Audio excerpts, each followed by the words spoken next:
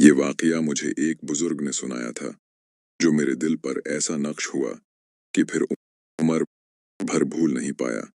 बल्कि इस वाकये से होने वाली नसीहत ने जिंदगी भर मेरी रहनुमाई भी की। ये उस वक्त की बात है जब मैं गल्ला मंडी में मेहनत मजदूरी करता था। एक रोज दिन भर मजदूरी करने के बाद जब सख्त थक गया तो सोचा कुछ देर थोड़ा आराम कर लेता हूँ। ये सोचकर एक करीबी पार्क की बेंच पर जाके लेट गया। अभी लेटा ही था कि मेरे पास एक बुजुर्ग शख्स आकर बैठ गए और मुझसे पूछने लगे, बेटा, आप कुछ परेशान लग रहे हो।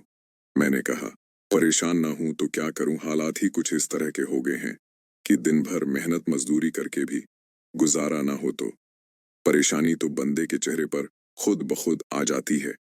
जवाबन बुजुर्ग शख्स बोले, बेटा, रोजी रोटी के लिए परेशान ना हुआ करें। रिज्क देने वाली जात अल्लाह ताली की है। आप बस मेहनत और ईमानदारी से अपना काम किया करो। काम में बरकत अल्लाह ताली खुद डालेगा। और 5 वक्त नमाज अदा किया करो। अल्लाह ताली बेहतर रिज्क देने वाला है। फिर बोले, मैं आज आपको एक वाकया सुनाता हूँ जिसने मेरे रिज्क रोटी से मुतालिक ख्यालात बहुत बदल दिए। मेरा इस बात पर ईमान पख्ता हो गया कि बेशक रिज्क का वादा अल्लाह का है।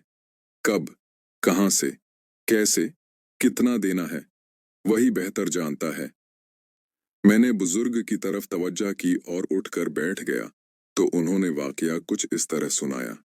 मुझे शिकार खेलने का बहुत शौक था और मैंने बहुत शिकार खेला भी। एक दिन मैंने मछलियां पकड़ने का इरादा किया और सब सामान लेके निकल खड़ा हुआ। मैं गायों से काफी फासले पर वाक़े एक छप्पर पर जाने का इरादा रखता था। उमूमन गांव के लोग वहां मछली पकड़ने नहीं जाते थे।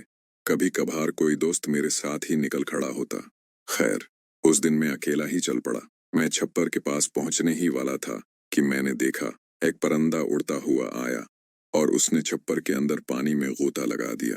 वो पानी से बाहर निकला तो एक बहुत बड़ी सी मछली उसके मुना में थी। मछली बहुत ज्यादा वजनी थी।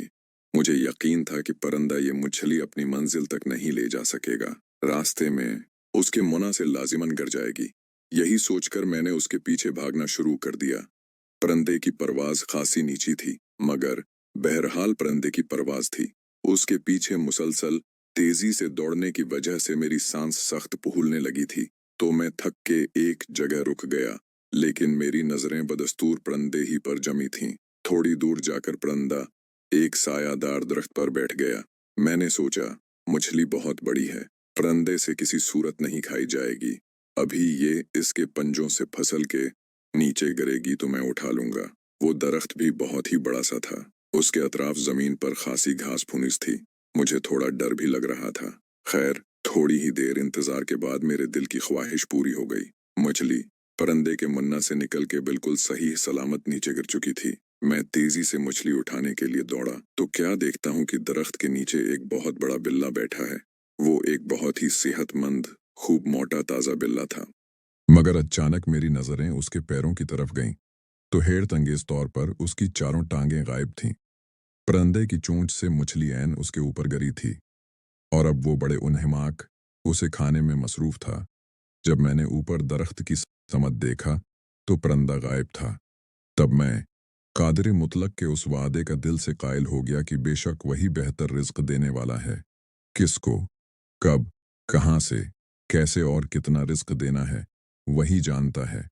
अगर वो एक अपाहिज बिल्ले को इतना शानदार और इतना फरावां रिज्क दे रहा है, तो भला अशरफुल मखलूकात को अपने रिज्क के लिए इस कदर बेहाल होने की क्या जरूरत है। वह बुजुर्ग तो मुझे ये वाकया सुनाकर और एक नसीहत करके चले गए, लेकिन वो दिन है और आज का दिन फिर मैं कभी रिज्क के लिए परेशान नहीं हुआ। उस दिन मैंने खुद से तहैया कर लिया था कि अब कभी रिज्क के पीछे नहीं भागूंगा। हाँ, राज़िक की दिल व जान से इबादत जरूर करूंगा। और अल्हम्दुलिल्लाह, आज मेरे पास अल्लाह ताली का दिया हुआ सब कुछ है